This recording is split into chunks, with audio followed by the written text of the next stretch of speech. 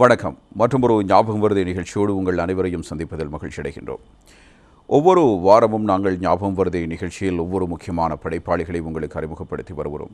முக்கியமான ஆளுமைகளை நாங்கள் சந்தித்து வருகிறோம். அந்த வகையில் இன்றைய தினம் நாங்கள் சந்திக்க இருப்பது அவருடைய துறை என்பது வேறு. ஆனால் அவர் ஒரு எழுத்துலகில் பிரவேசித்து மிக குறுகிய காலத்திற்குள் அதிக நூல்களை எழுதிய பெருமைக்குரிய ஒருவராக இருக்கிறார். இவருடைய எழுத்துக்கள் சாதாரணமாக சமூகத்தில் நடக்கின்ற அவலங்களை மையப்படுத்தியதாகவும் அதனிடத்தில் தன்னுடைய கோபங்கள் அதனிடத்தில் இன்னும் பல உணர்ச்சிகளை வெளிப்படுத்தக்கூடிய பல கட்டுரைகளையும் ஆக்கங்களையும் சிறுகதைகளையும் இவர் எழுதியிருக்கிறார். இவருடைய பேனாவுக்கு எப்போதும் ஒரு வசீகரமான தன்மை இருக்கிறது, ஒரு கூர்மை இருக்கிறது. அதனை ஒரு ஆயுதம் போன்று பயன்படுத்தி சில சொல்ல முடியாத விடயங்களை கூட இவர் சொல்லியிருக்கிறார். இவர் உண்மையில் ஒரு மருத்துவர். இப்போது பொது மருத்துவராக பணியாற்றி ஓய்வு பெற்றிருக்கிறார். ஆனாலும் கூட கிட்டத்தட்ட 20க்கும் மேற்பட்ட நூல்கள் இவரால் எழுதப்பட்டிருக்கின்றன. இதில் பிரதானமாக 10க்கும் மேற்பட்ட சிறுகதைகள், குறுநாவல்கள். அதற்கு இவர் ஒரு வைத்தியராக இருப்பதன் காரணமாக ஆரோக்கியமாக ஒரு சமூகம் இவ்வாறு வாழ வேண்டும் என்பதை வலியுறுத்தி இன்னும் பல நூல்களை எழுதியிருக்கிறார். அது போதாதென்று தன்னம்பிக்கையோடு தன்னெழுச்சியோடு ஒவ்வொருவரும் எவ்வாறு உத்வேகத்தோடு முன்னேறி செல்ல வேண்டும் என்பதற்கான உற்சாக நூல்களையும் இவர் எழுதியிருப்பதோடு அறிவியல் சார்ந்த விடயங்களிலும் இவரது கவனம் சென்றிருக்கிறது. இத்தனை நூல்களையும் வைத்தியத்துறையிலிருந்து இவரால் எவ்வாறு எழுத முடிந்தது என்பது நமக்குள் எழுகின்ற ஒரு முக்கியமான சந்தேகமாக இருக்கும். ஆனால் இவர் இந்த எழுத்துத்துறை மீது கொண்டிருந்த பாசம்தான் இந்த எழுத்துக்கள் இவ்வளவு தூரம் வலுப்பெறுவதற்கு பிரதான காரணமாக இருக்கிறது. இந்த நிகழ்ச்சியில் இன்றைய தினம் இவ்வாறான சாதனைகளுக்கும் பெருமைகளுக்கும் சொந்தக்காரரான டாக்டர் சா முருகானந்தன் அவர்களைத்தான் நாங்கள் சந்திக்கப் போகிறோம். அவரிடம் நாங்கள் கேட்டு தெரிந்து கொள்ளலாம். அவருடைய ஞாபகங்களை நாங்கள் மீட்டு பார்க்கலாம். வணக்கம் ஐயா. வணக்கம். சா முருகானந்தன் என்றால் இப்போது எல்லோருக்கும் தெரியும். அதாவது சாதாரணமாக ஒரு படைப்பாளியாக இருந்தாலும் கூட குறுகிய காலத்திற்குள் அதிக நூல்கள் எழுதுவது என்பது சாதாரண விடயம் அல்ல. அதுவும் அந்த ஒரு படைப்புத்துறை சார்ந்து இருக்கின்ற ஆர்வத்தின் ஊடாக எழுதினாலும் கூட இவ்வளவு வேகமாக நூல்களை எழுதிவிடுத்து முடியாது. மிக சொற்பமானவர்கள் தான் அவ்வாறு நூல்களை எழுதியிருக்கிறார்கள். அதில் நீங்களும் ஒரு குறிப்பிடத்தக்க ஒருவராக இருக்கிறீர்கள். உங்களுடைய வாழ்வு நிலை என்பது யாழ்ப்பாணத்தில் ஆர்வமாகிறது. அங்கிருந்து தான் உங்களுடைய எழுத்துத்துறை மீதான ஆர்வம் பிறக்கிறது. அதுவும் ஒரு மருத்துவராக வந்து நீங்கள் இன்னும் பல நூல்களை எழுத வேண்டிய ஆர்வம் உங்களுக்குள் பிறக்கிறது. இவ்வாறான சூழ்நிலையில் உங்களுடைய ஆரம்ப காலம் எப்படி இருந்தது? எப்படி உங்களுக்கு எழுத்துத்துறை மீதான ஆர்வம் இருந்தது? எங்கே நீங்கள் உங்களுடைய கல்வியினை ஆரம்பித்தீர்கள்? உங்களுடைய வீட்டுச் சூழல் எப்படி இருந்தது? இவற்றை பற்றி கொஞ்சம் ஞாபகப்படுத்தலாம். வடமராட்சி பிரதேசத்திலே கரணவாய் கிழக்கு கிராம சேவர் பிரிவிலே நான் பிறந்து வளர்ந்து அங்கே விக்னேஸ்வரா கல்லூரியிலே என்னுடைய ஆரம்ப கல்விகளை பயின்றேன். அதன் பின்னர் உயர்கல்விக்காக உயர்தர வகுப்புக்காக யாழ்ப்பாணம் இந்து கல்லூரிக்கு வந்தேன். பின்னர் எனது மருத்துவ கற்கல்லூரியை யாழ்ப்பாண பல்கலைக்கழக மருத்துவ பீடத்திலே பயின்றேன். இந்த வகையிலே என்னுடைய சிறு வயதிலே இருந்து நான் என்னுடைய பெற்றோர்களுடன் வளர்ந்தது, நண்பர்கள் சிறிய பிராயத்து நண்பர்களுடன் பழகியது, பாடசாலை சூழலிலே எனக்கு கிடைத்த சில பல அனுபவங்கள், பின்னர் வாசிப்பு துறையில் ஏற்பட்ட ஆர்வம், இவையெல்லாம் என்னுடைய எழுத்துக்கு வித்திட்டது எனலாம். உண்மையிலே மிக சின்ன வயதிலேயே நான் வாசிக்க ஆரம்பித்து விட்டேன். எனக்கு நல்ல ஞாபகம் இருக்கின்றது. கல்கியிலே வந்த வீர விஜயன் என்ற ஒரு சித்திர தொடர் கதை வாண்டு மாமா என்பவரால் எழுதப்பட்டது. அதுதான் நான் வாசித்த முதல் தொடர் சித்திரக்கதை. அப்போது கல்கி கொஞ்சம் பிரபலமான சஞ்சிகையாக இருந்த காலகட்டத்திலே அகிலன், பார்த்தசாரதி போன்றவர்களுடைய நாவல்கள் வந்து கொண்டிருந்த காலகட்டம். அந்த காலகட்டத்திலே அம்மா ஒரு சிறந்த வாசகி, அப்பா வந்து கண்டியிலே கடை ஒன்றின் உரிமையாளராக இருந்தார். அந்த புத்தகங்களை அப்பாவும் இலக்கிய ரசிகராக இருந்தபடியால் அந்த புத்தகங்களை அவர் கண்டியிலே வாங்கி தான் படித்துவிட்டு தபால் மூலம் அனுப்பி வைப்பார். அந்த காலத்திலே தபால் மூலம் அனுப்பி வைப்பதெல்லாம் மிக குறுகிய செலவிலே அனுப்பக்கூடியதாக இருந்தது. அப்படி அனுப்புகின்ற பொழுது தான் இந்த வாண்டு மாமாவுடைய சிறுகதையை படிக்க தொடங்கினேன். அந்த ஆர்வத்தை கண்ட அப்பா பின்னர் அம்புலி மாமா என்ற சஞ்சிகையும் எனக்காக மாதம் வாங்கி அனுப்ப தொடங்கினார். அம்புலி மாமாவிலே இருந்த படங்களும் அதில் இருந்த அந்த கதைகளில் இருந்த வசீகரமும் மேலும் என்னை வாசிக்க தூண்டியது. இந்த வகையிலே இந்த வாசிப்புத்தான் என்னை பிற்காலத்திலே எழுத்தாளனாக உருவாக்க முக்கிய காரணமாக இருந்தது என்று சொல்லலாம். நீங்கள் வீட்டில் எத்தனை பேர்? எங்கள் குடும்பத்தை பொறுத்தவரையிலே அம்மா அப்பாவும் நானும் 5 சகோதரர்கள், மொத்தமாக 6 பேர், 3 ஆண்கள் 3 பெண்கள். இவர்களில் மூத்தவர் நான் தான். அந்த வகையில் என்னுடைய குடும்பம் சாதாரண நடுத்தர வர்க்க குடும்பமாக இருந்து பின்னர் கொஞ்சம் பொருளாதாரத்திலே மிகவும் உயர்ந்து அப்பாவினுடைய அயராத முயற்சியால் அவர் ஒரு சிறந்த வியாபாரியாகி கண்டியிலே ஒரு கடைக்கு உரிமையாளராகி அந்த வகையில் நான் வளர்ந்தபடியால் பிற்காலத்தில் எனக்கு கல்விக்கு உடைய வசதிகள் எல்லாம் ஏற்படுத்தக்கூடியதாக இருந்தது. என்னை யாழ்ப்பாணம் இந்த கல்லூரியிலே விட்டு படிப்பித்தது என்று சொல்ல போகின்ற பொழுது அங்கே எங்களுடைய கிராமத்திலிருந்தே அப்படியான சூழ்நிலை மிக குறைவாக இருந்தது. அந்த காலகட்டத்திலே என்னை எப்படியும் ஒரு மருத்துவராக்க வேண்டுமென்ற எண்ணம் அம்மாவுக்கு சின்ன வயதில் இருந்தது. அந்த எண்ணத்தை அப்பாவுக்கு மூட்டி இருவரும் என்னை மருத்துவராக்க வேண்டுமென்ற ஒரு எண்ணத்தை என்னுடைய மனதிலும் அந்த ஆசையை வளர்த்தார்கள். இந்த எழுத்துத்துறையை பொறுத்த வரையிலே ஒரு எழுத்தாளராக வர வேண்டும் என்று நான் நினைக்கவும் இல்லை, வருவேன் என்ற ஒரு நம்பிக்கை கூட இருந்ததில்லை. என்னால் எழுத்தாளர்கள் நான் மிகவும் உச்சமாக பார்த்தேன். அகிலன், பார்த்தசாரதி போன்றவர்களுடைய அந்த காலகட்டம், மூனா வரதராஜன் போன்றவர்களை வாசித்தேன் ஆரம்பத்திலே. பின்னர் ஜெயகாந்தன், இந்திரா பார்த்தசாரதி போன்றவர்களுடைய நூல்கள் எல்லாம் பார்க்கின்ற போல ஒரு பிரமிப்போடு தான் நோக்கினோம். இன்றைய காலகட்டத்திலே எழுத்தாளர்களுக்கு அந்தளவுக்கு ஒரு முக்கியத்துவம் இருக்கிறதாக தெரியவில்லை. ஆனால் அன்றைய காலகட்டம் எழுத்தாளர்கள் இன்றைய ஒரு சினிமாக்காரர்கள் மாதிரியான ஒரு இமேஜ் ஒன்று அவர்களுக்கு இருந்தது. அந்த காலகட்டத்திலே எழுத்தை மிகவும் நேசித்து வாசித்தேன். இந்த எழுத்து வாசிப்பை பொறுத்த வரையிலே இந்த வாசிப்பு எனது கல்விக்கு இடைஞ்சலாக போகும் அளவுக்கு கூட நான் வாசித்ததுண்டு. யாழ்ப்பாணம் இந்த கல்லூரியில் ஒரு சிறந்த நூல் நிலையம் இருக்கின்றது. அந்த நூல் நிலையத்தை கல்வி சார்ந்த படைப்புகளை படிப்பதற்காக பலர் பயன்படுத்துகின்ற பொழுது நான் பழைய நாவல்களை எல்லாம், கல்கியினுடைய நாவல்கள், அந்த பொன்னியின் செல்வன் 5 பாகங்களை கொண்ட நாவல்கள் எல்லாம் என்னுடைய படிப்பு நேரத்தை வினைக்கடத்தி வாசித்தேன். என்னை பொறுத்தவரையிலே நான் மருத்துவராக வர வேண்டும் என்ற நம்பிக்கை எனக்கு இருந்தது. என்றால் வகுப்பிலே ஒரு முன்னணி மாணவராக இருந்தேன். அப்படி இருந்தும் இந்த உயர்தர வகுப்புக்கு நான் வந்த பொழுது வாசிப்பு பழக்கம் என்னை மிகவும் பாதித்தது என்று சொல்லலாம். பாதித்தது என்று சொன்னால் ஒரு வகைத்திலே நல்ல விதத்திலும் சொல்லலாம், இன்னொரு விதத்தில் என்னுடைய கல்வியை அது பாதித்ததும் எல்லாம்.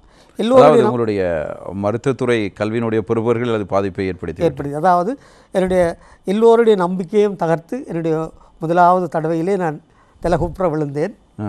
அந்த வகையிலே எனக்கு மிகுந்த ஏமாற்றமாக இருந்தது. அந்த காலகட்டத்திலே இனிமேல் படிக்கிறதா இல்லையா என்று கூட ஒரு சலிப்பு ஏற்படும், அந்த அளவுக்கு ஒரு வெறுப்பு கூட ஏற்பட்டதுண்டு. எப்படி மீண்டு வந்தீர்கள்? உண்மையாக சொல்லப்போனால் அந்த இடத்துல என்னுடைய பெற்றோர்கள் தான் அங்கே முக்கியமாக என்னுடைய அம்மா தொடர்ந்தும் என்னை, அப்பா மிகவும் ஒரு உயர்ந்த ஸ்தானத்தில் இருந்தவால் நெருங்கி ஒரு நண்பர் போல கதைப்பது குறைவு, ஆனால் அம்மா மிகவும் ஒரு நல்ல நட்புரிமையுடன் கதைக்கின்றார். அந்த கதையின் மூலம் என்னை மேலும் மேலும் உற்சாகப்படுத்தினார். இதே போல் என்னுடைய மிக நெருங்கி இருந்த சில உறவுகள், சித்தப்பா முறையில் இருந்த ஒருவர், நீ கட்டாயம் பாஸ் பண்ணுவாய், வா நான் கதிர்காமத்துக்கு போய் நேர்த்தி வைக்கிறேன் என்று சொல்லி அப்படியெல்லாம் உற்சாகப்படுத்தினார். அப்படியான உற்சாகங்கள் எல்லாம் வந்து 2வது தடவை நான் கொஞ்சம் மூடி படித்தேன், புத்தகங்களை கொஞ்சம் ஒதுக்கி வச்சுட்டு. ஆனால் அந்த முறை தான் முதல் தரப்படுத்தல் அறிமுகமானது. தரப்படுத்தல் அறிமுகமாக பொழுது எனக்கு அந்த முறை மருத்துவத்துறை கிடைக்கவில்லை, பிஎஸ்சி என்ற துறைக்குத்தான் நான் தெரிவு செய்யப்பட்டேன். அப்படி தெரிவு செய்யப்பட்ட பொழுது அந்த 2 வருடத்துடன் பள்ளிக்கூடம் முடிந்துவிடும். 3வது தடவையும் ஒரு தடவை நாங்கள் பரீட்சைக்கு தோற்றலாம். அப்படி ஒரு நிலைமையிலே மீண்டும் நான் பிஎஸ்சிக்கு போகலாம் என்ற ஒரு நிலையில் இருக்கிற பொழுது நான் குறிப்பிட்ட அந்த சித்தப்பா தான் சொன்னார், நீ ஒரு டாக்டராக கட்டாயம் பெற வேணும், நீ போக வேண்டாம், நீங்கள் இன்னும் ஒருக்கா முயற்சியை செய்யன்னு சொல்லி அவர் ஒரு நாள் எங்களுடைய அந்த வள்ளிபுர கோயில் என்று சொல்லி அங்கே வடமராட்சி பிரதேசத்திலே இருக்கின்ற ஒரு கோயிலுக்கு என்னை கூட்டிக் கொண்டு போனார். அங்கே வழிபட்டு முடிந்த பின்பு ஒரு அந்த மட பகுதியிலே ஒரு சோதரர் இருப்பார். அவருக்கு முன்னால் போய் ஆட்கள் அமர்ந்தால் போய் அவர்கிட்ட சோதனம் கேட்கல, அது யாராவது கூப்பிட்டு ஏதாவது சில வசனங்கள் சொல்வார், அவர் சொன்னால் பலிக்கும் என்று சொல்வார்கள். அந்த நம்பிக்கையோடு அவர் என்னை கூட்டிக் கொண்டு போயிருந்தார். ஆனால் அவர் கூப்பிடுவாரோ இல்லையோன்றது எங்களுக்கு தெரியாது. அவர் எல்லாரையும் கூப்பிடுவதில்லை, ஒரு 4-5 பேரை கூப்பிட்டு ஏதாவது சொல்லுவார், அதுக்கப்புறம் அவர் சைலண்ட் ஆகிடுவார். அப்படி ஒரு வித்தியாசமான சோதரர். அப்படி அவர் 2-3 பேரை கூப்பிட்டு விட்டு பிறகு நான் இருந்த பக்கத்தை பார்த்து, டாக்டர் வாங்க இங்கேண்டார். நான் அப்போ ஒரு மாணவன், எனக்கு தெரியல, நான் அங்கேயும் இங்கேயும் எனக்கு பக்கத்தில் யாராவது டாக்டர் இருக்கிறமான்னு பார்த்தேன். அப்போ எழுந்து பிறகு சொன்னார், தம்பி உங்களைத்தான் என்றார். நான் அவரிடம் எழுந்து சொன்ன உடனே அவர் ஒரு கணக்க கதைக்கவில்லை, தலையிலே தொட்டார், நீர் கட்டாயமாக ஒரு டாக்டராக வருவீர் என்று சொல்லி அனுப்பினார். எனக்கு சோதனத்தில் நம்பிக்கை இருக்கவில்லை, கடவுள் நம்பிக்கை இல்லை என்றல்ல, ஆனால் நான் ஒரு பொது உடைமைவாதி என்ற வகையிலே கூடுதலாக அந்த அளவுக்கு அதிகமான பக்தி மார்க்கத்தில் செல்லவில்லை. ஆனால் இறைவன் என்ற ஒரு அந்த கட்டுக்கோப்பையும் எங்களுடைய மதத்தையும் மதித்து அந்த இருந்தது. ஆனால் இந்த சம்பவம் எனக்கு ஒரு ஆழமான இதை ஏற்படுத்தினாலும் ஒரு சந்தேகத்தையும் ஏற்படுத்தி, இது எந்த அளவு என்று சொல்லி. ஆனால் பிறகு கொஞ்சம் ஆழமாக சிந்திக்கிற மனப்போக்கு எனக்கு இருந்தது. இது சித்தப்பா முன்னே செட் பண்ணின விஷயம் ஒன்று கூட நான் யோசித்தது உண்டு. ஆனால் அவரோட அப்படி வாதிட்டு இல்லைன்னா நான் அப்படி இல்லை உண்மையாக தாண்டா என்று சொல்லி அவர் சொன்னார். ஆனால் அவருடைய வாக்கு பலித்தது. பின்னர் நான் ஒரு மருத்துவராக வர முடிந்தது. பின்னர் சோதிடத்தை நம்பிவிட்டீர்களா? சோதிடத்தை அதுக்கப்புறம் சோதிடத்தை நான் பெரிதாக நம்பினேன் என்று சொல்லவில்லை. அந்த சம்பவம் எனக்கு ஒரு கொஞ்சம் சோதிடத்தை வாசிக்கிற அளவுக்கு கூட இந்த வாரமலர்களிலே வருகின்ற வாரப்பத்திரிகைகளில் வருகின்ற சோதிடத்தை நான் முன்பு வாசிப்பதில்லை. என்ன ஒன்றிலே சொல்லும் மிக சிறப்பாக இருப்பீர்கள் என்று இன்னொன்றிலே சொல்வார்கள் இந்த வாரம் உமக்கு மிக மோசமாக இருக்கும் என்று. ரெண்டு கொண்டு முரண்பட்டு இருக்கிறதே எனக்கு ஒரு குழப்பம். மற்ற இந்த சோதனைகளே சொல்லப்படுற பின்னர் இதற்கு பிராயச்சித்தம் இருக்கின்ற என்று சொல்கிறதுலேயும் எனக்கு அதிகமான நம்பிக்கை இல்லை. அந்த வகையிலே இருந்தபொழுது இந்த சோதனம் எனக்கு பிறகு சோதனம் சரியோ இல்லையோ என்ற ஒரு பக்கம் போக அந்த நம்பிக்கையை ஊட்டினதிலே அந்த சோதிடரும் ஒருவர் என்று நான் சொல்லலாம். என்னுடைய இந்த நம்பிக்கை எனக்கு அந்த கவிண்டு கொப்பிட்டு போயிருந்த என்னை நிமிர்த்தியவர்களில் அந்த சோதிடரும் ஒருவராக நான் கணிக்கின்றேன். அந்த வகையிலே அந்த பக்கம் என்னுடைய மருத்துவ பக்கம் அப்படி ஆரம்பித்தது. அதாவது அதற்கு பிறகு நீங்கள் பரீட்சை எழுதுகிறீர்கள்?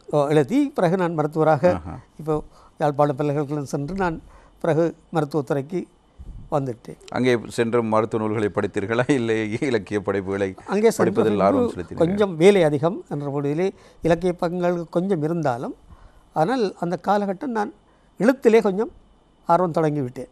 கொஞ்சம் கொஞ்சம் மிக அதிகமாக எழுதி கொண்டிருக்கவில்லை. ஆனால் அங்கொன்றும் இங்கொன்றுமாக எழுதி கொண்டிருந்தேன். இந்த எழுத்தை பற்றி நான் சொல்லுகின்ற பொழுது என்னுடைய முதலாவது சிறுகதை தினகரனிலே வெளிவந்த கண்களின் வார்த்தைகள் தெரியாதோ. இந்த தலைப்பை பார்க்கவே வார்த்தைகள் தெரியாதோ என்று நீங்கள் எத்தனையாம் ஆண்டு எழுதினீர்கள்? இது 1976ஆம் ஆண்டு தினகரனிலே வெளிவந்தது. ஆனால் 2000 ஆண்டுக்கு 2000 ஆண்டு ஆரம்ப கால பகுதியில் நாவண்ணா முத்துக்குமார் ஒரு கவிதை எழுதியிருந்தார், கண் பேசும் வார்த்தைகள் புரிவதில்லை என்று. உண்மையிலே இது ஒரு கவிதை. இந்த நூலுக்குரிய அந்த சிறுதைக்குரிய தலைப்பு ஒரு சினிமா பாடல் தான். கண்களின் வார்த்தைகள் தெரியாதோ, காத்திருப்பேன் என்று புரியாதோ, ஒரு நாளில் ஆசை என்றுமே மாறுமோன்ற ஒரு சினிமா பாட்டு இருக்கின்றது. ஜெமினி கணேசன் சாவித்திரி நடித்த ஒரு படம். அந்த காத்திருந்த கண்கள் நினைக்கின்றேன். அந்த தலைப்பு தான் எனக்கு அந்த தலைப்பாக வந்தது. இது எங்கள் இளமை வயசில் எழுத்த வேண்டுமென்ற ஆர்வம், ஏதோ ஒரு கதை எனக்கு எழுத வேண்டுமென்ற ஆர்வம் இருந்த காலகட்டம். கையெழுத்து சஞ்சிகை எங்களுடைய கிராமத்து இளைஞர்கள் நடத்தினார்கள். அதிலே ஒரு கதை எழுதி தரும்படி தாங்கள் எழுத எல்லாரும் எழுதினார்கள். என்னையும் ஒரு கதை தரும்போது அதிலே நான் எழுதிய கதை தான் இந்த கண்களின் வார்த்தைகள் தெரியாதோ. இந்த தலைப்பிலே இருந்தே உங்களுக்கு தெரிகிறது அது வெறும் காதல் கதை தான். அந்த நேரத்திலே நான் ஒரு பிற்காலத்திலே ஒரு முற்போக்கு எழுத்தாளனாகவோ அல்லது மிகவும் சமூக மாற்றத்துக்கு உகந்த கதைகளை எல்லாம் படைப்பேன் என்று நான் நினைத்திருக்கவில்லை. வெறும் ஒரு அந்த பருவத்திலே ஏற்படுகின்ற உணர்வுகளை காதல் கதை. ஆனால் அது உங்களுக்கு ஏற்பட்ட உணர்வா, நண்பர்களுக்கு ஏற்பட்ட உணர்வா? எனக்கு ஏற்பட்ட ஒரு உணர்வை வைத்துக்கொண்டு அதை கொஞ்சம் விரிவுபடுத்தி கற்பனைகளையும் சேர்த்து அப்படி எழுதிய பொழுது அந்த கதை கொஞ்சம் அழகியல் ரீதியில் பார்க்கின்ற பொழுது மிக நன்றாக அமைந்திருந்தது. அப்போது அந்த 3 கதைகள் அந்த கையெழுத்து சஞ்சிகையிலே வந்த கதைகள் நல்ல கதைகள் என்று சொல்லப்படுகின்ற அளவுக்கு எங்கள் நண்பர் வட்டத்திலே பாராட்டப்பட்ட பொழுதும் அதிலே முதலாவது 2வது என்று 3வது இடத்தை தான் என்னுடைய கதைக்கு அவர்கள் கணித்திருந்தார்கள். அதிலே முதலாவது 2வது இடத்தை கணித்தது கொஞ்சம் சமூக பிரச்சனைகளை அணுகியிருந்தார்கள். பிறகு நாங்கள் எல்லோரும் கலந்து தீர்மானித்து விட்டு 3 பேரும் இந்த 3 கதைகளையும் ஈழத்து பத்திரிகைகளுக்கு அனுப்புவோம் என்று, ஒருவர் வீரகேசரிக்கு, ஒருவர் ஈழ நாட்டுக்கு, நான் தினகரனுக்கு அனுப்பினேன். அதிர்ஷ்டம் என்னவென்று சொன்னால் என்னுடைய கதை வந்துவிட்டது. 3 மாதம் 4 மாதங்களுக்கு பின்னர் தினகரனிலே தரிசனமாகியது. என்னுடைய நண்பர்களுடைய கதை தரிசனமாகவில்லை, பிரசுரமாகவில்லை. அதனால் தான் நான் ஒரு எழுத்தாளராக வர முடிந்தது. என்னுடைய நண்பர்களால் எழுத்தாளராக வர முடியவில்லை. அவர்கள் சிறந்த எழுத்து எல்லாம் சந்தர்ப்பம். வாழ்க்கையிலே இது எப்படி நடக்கிறது என்று எங்களுக்கு சொல்ல முடியாது. இறைவனுடைய அருள் என்று சொல்லாமல், இல்லை இயற்கையுடைய நெறி என்று சொல்லலாம். அது அப்படியே தான் நடந்தது. என்னுடைய வாழ்க்கையை பொறுத்தவரையிலே இந்த எழுத்துலக பிரசுரம், எழுத்துலக வளர்ச்சி, முக்கியமாக இந்த பக்கத்தை எடுத்து பார்க்கின்ற பொழுது அது அப்படியே தான் நடந்தது. இது எனக்கு என்னில் ஒன்றும் இல்லை, என்னை ஏதோ ஒன்று நடத்தி கொண்டிருந்தது என்று சொல்லக்கூடியதாக இருந்தது. அந்த நம்பிக்கையோடு நீங்கள் இன்னமும் இருக்கிறீர்கள். ஐயா, நீங்கள் உங்களுடைய எழுத்துலக பிரவேசம் பற்றி குறிப்பிட்டிருந்தீர்கள். அதே நேரத்தில் நீங்கள் எழுத்துலகில் பிரவேசித்ததற்கு பிறகு, அதுவும் தினகரன் பத்திரிகையில் உங்களுடைய சிறுகதை வந்ததற்கு பிறகு உங்களுக்கு ஒரு மிகுந்த மகிழ்ச்சி அது கொடுத்திருக்கும், உற்சாகத்தை கொடுத்திருக்கும். உங்களுடைய 2 நண்பர்கள், உங்களோடு சக தோழர்களாக இருந்த எழுதியவர்களுடைய கதைகள் பத்திரிகைகளில் வெளிவராத சூழ்நிலை உங்களுடைய இது வந்துவிட்டது என்கிற ஒரு பெருமிதம் உங்களுக்கு இருந்திருக்கும். இவ்வாறு நீங்கள் உங்களுடைய எழுத்துலக பிரவேசத்தை மகிழ்ச்சியோடு அனுபவித்துக் கொண்டிருந்த காலப்பகுதியில் உங்களை ஈர்த்த எழுத்தாளர்களின் என்று சிலர் இருந்திருப்பார்கள். யாரை நீங்கள் உங்களுக்கு ஒரு முன்மாதிரியான ஒரு படைப்பாளியாக கொண்டு உங்களுடைய எழுத்துத்துறையை நீங்கள் ஆரம்பிக்கிறீர்கள்? தமிழகத்தை பொறுத்தவரையிலே நாவண்ணா பார்த்தசாரதி எனக்கு மிகவும் பிடிக்கும். அதே காலகட்டத்திலே அகிலன் வரதராஜன் பின்னர் ஜெயகாந்தன் போன்றவர்களையும் அதிகம் வாசித்திருந்தேன். ஆனால் எனக்கு மனதிலே பிடித்த ஒரு ஆசிரியராக இருந்தவர் நாவண்ணா பார்த்தசாரதி. அவருடைய நாவல்களை நான் மிகவும் விரும்பி படித்தேன். அதே காலகட்டத்திலே அவர் ஒரு சென்னையிலே அங்கே தமிழகத்திலே இருந்து ஒரு இலக்கிய செஞ்சியை வெளியிட்டு வந்தார். எல்லோரும் நீங்கள் அறிந்திருப்பீர்கள். தீபம் என்ற பெயரிலே வெளிவந்த அந்த இலக்கிய சஞ்சிகை மாதம் மாதம் ஒரு தடவை வருகின்ற விற்பனையிலே மிக குறை. இலக்கிய சஞ்சிகை என்றால் விற்பனையில் குறைந்த வாசிப்பவர்கள் குமுதம், கல்கி, ஆனந்த விகடன் என்று வாசிப்புன்ற உலகத்திலே இந்த தீபம் என்பதை மிக அபூர்வமாக தான் வாசிப்பார்கள். ஆனால் இலக்கிய ஆர்வம் உள்ளவர்கள் அதை தேடி வாசிக்கின்ற ஒரு நிலைமை இருந்தது. அப்படி இருக்கின்ற பொழுது எனக்கு இந்த பத்திரிகைக்கு ஒரு கதையை எழுதி பார்த்தால் என்ன என்ற ஒரு சின்ன ஒரு நப்பாசை. ஆனால் இதே கதையை நான் வீரகேசரிக்கு அனுப்பி பிரசுரமாகாமல் போன ஒரு நிலவரத்திலே அந்த கதையை நான் கொஞ்சம் மீண்டும் திருத்தி தீபத்துக்கு அனுப்பினேன். இதிலே ஆச்சரியமான விஷயம், எனக்கு நான் கொஞ்சம் கூட கனவில் நம்பாத ஒரு விஷயம், தீபத்திலே என்னுடைய சிறுகதை, அப்போது இந்தியாவிலிருந்து வந்த தீபத்திலே என்னுடைய சிறுகதை வெளிவந்தவுடன் எல்லோருமே திரும்பி பார்க்குற ஒரு நிலைமையை அதை ஏற்படுத்தியது. ஆனால் அதில் இன்னும் ஒரு சிறப்பம்சம் என்னென்றால், அப்போது நான் பல்கலைக்கழக மாணவனாக இருந்தேன்.